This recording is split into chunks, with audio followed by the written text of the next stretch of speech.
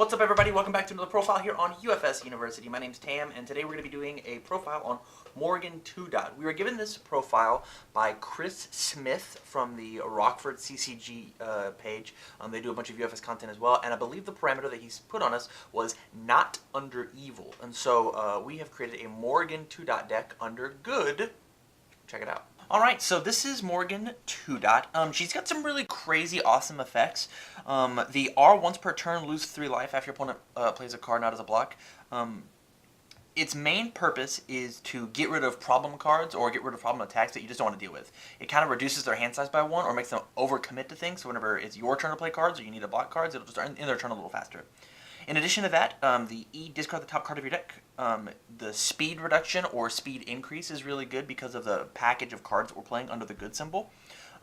We are playing the Nutcracker, Cassie Cage, Maxi, the whole package. So you'd be surprised how phenomenal it all synergizes together. So with that, we're going to go ahead and just move on. We're going to start with the attacks.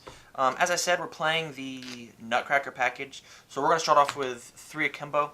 This card is spectacular at just drawing and damage for wanting to build free cards. This card's very, very good. The 3 speed is normally what gets pumped with Cassie, but because of Morrigan, we also get to pump it by 2, 3, 4, which is the same numbers that Cassie gets to pump it. So, like, surprisingly, Morrigan plays this card just as well as Cassie Cage. Up next, we've got 4 Nutcracker. Nutcracker is the bread and butter of the deck. There are a lot of really good male characters, and so plus 4 damage, plus draw a card, plus extra speed, plus extra damage. These are just kind of a match made in heaven. It's just super good. Onto the maxi stuff, we've got Snake Wing Sobat. This card's not played very much, but enhance if you have more momentum than your opponent, draw a card. We just want to constantly have cards in our hand. This card says draw, Nutcracker says draw, Akimbo says draw.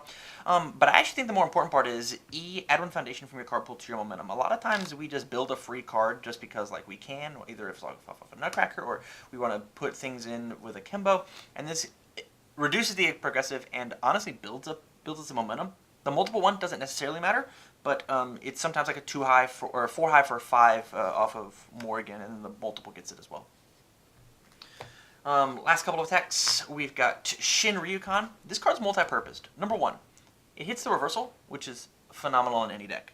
Number 2, it stacks us for checks for continuing to play big strings. And number 3, it stacks a card for Morrigan. So I can stack a card for Morrigan's effect and then like give plus 4 speed sometimes.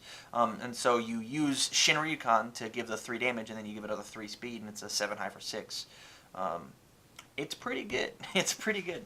Last 2 attacks, we've got 2 Dark Cherry-Toe and 2 Raging Dragon Zodiac. This card's phenomenal with the momentum. This card's a big, huge turn extender. The issue with Zodiac, honestly, is that it doesn't get enough speed. But with Morrigan being able to give 2, 3 sometimes speed on a lot of her stuff, it's very good. And it has the Yellow Devil effect of discard X momentum, which we got with hitting them, as well as Snake Wing Sobat. Ready a bunch of cards, or we just Dark Cherry-Toe them to death. If you want to make it a little more competitive, you would just turn these into more Dark Cherry-Toes. But this card's really neat, and it hits surprisingly hard, especially early game. On to our actions. We play 4 Let's Cut Loose. This card is an inherent +1, and one of those cards is whatever you want it to be. Remove a foundation, add a foundation from your discard pile, probably like a Sense of Morals or something, and then draw an extra card. And then for our asset, we play Fatty Ball. Our momentum is incredibly important in this deck. Some of our stuff is Fury, but the momentum part is what matters. Add a momentum again. Dark Cherry-Toe for multiple, or EX for Nutcracker. It's very, very good. 1 low block doesn't hurt either. Under our foundations, we're playing the package, so we gotta play them. 4 Sense of Morals, 4 Burning with Revenge. And here's like a little bit of spice. We're actually going to be playing 4 Dandy of the Seas as well. So 4 Sense, 4 Burning, 4 Dandy. And the reason this is so she gives speed inherently. We got to have the damage. When I was playing the card, playing the deck at locals or during our Sunday fun days, you can find on Facebook live every Sunday starting at like 1 our time. Damage, plus the build doesn't hurt either. You should play at least these 8 cards. These might be a little extra. continuing on, as I said before, our momentum is incredibly important, and while we have hunters, we should play it. Hunters once more, 1-5-3 high block. It gets reduced a little bit with Morrigan. We get to just add this into our momentum. It's incredibly good whenever you want to Dark Cherry to somebody really, really early. 3 new members of Nether Realms. So we cut ourselves fairly quickly, and being able to look at the top card of your opponent's deck in order to see what they check and do block math is really good, as well as just, I need to get there just a little bit harder. Lose 3, draw a card. It's also very good. If you're ever needing spam under these 3 symbols, I'd highly suggest going to this card as like your #1 choice. It'll save you a bunch. Triple Carrying the Legacy. There's a lot of times where we want to either our card pull this up and minus all their damage, or I've built something cool off of a Nutcracker, I want to add it back down. I can do the same thing with like a Let's Cut Loose. This is essentially just the foundation version of Let's Cut Loose, the add down ability. Actually, one of my favorite cards in the whole deck, Desperate for Redemption. So on the surface, this card isn't very good, but the coolest part about this card is after you add it, you get to add a foundation from your card pool to your from your staging area to your hand. Excuse me. And we are not Cassie Cage, and we do not get to reuse Burning with Revenge or Dandy of the Seas. So whenever I build this card down for my 2 damage and then I build Desperate for Redemption, I put this back in my hand, I can play it and then build it again for another 2 damage. So this becomes extra copies of these, as well as its slight damage buff, its slight foundation control, and it's a spam. Like, this card is not bad. It's not amazing, but if I'm not Cassie Cage, if I'm trying to dodge like diversity or something, and playing this in Morrigan, it actually worked out well.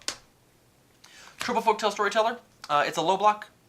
It's a movable foundation, as well as its discard generation. So I want to build from my discard pile the foundation. So milling them in plus Morrigan's mill means it's just like my Nutcrackers become live. My Let's Cut Looses become live a little quicker. Double Overly Dramatic. A little bit of protection. This deck kind of goes really hard. It draws a bunch of cards. It does a bunch of really fast damage. And so protection's not our #1 thing. But if they have to build a bunch in order to get out of the pumps for speed or being able to block Dark Cherry Toes and whatnot, the Deadlock to add an attack is just extra damage. Double Most Trusted Assassin. It's spam. Pay a life. Really easy. On to the one-offs. One Bebop Blues.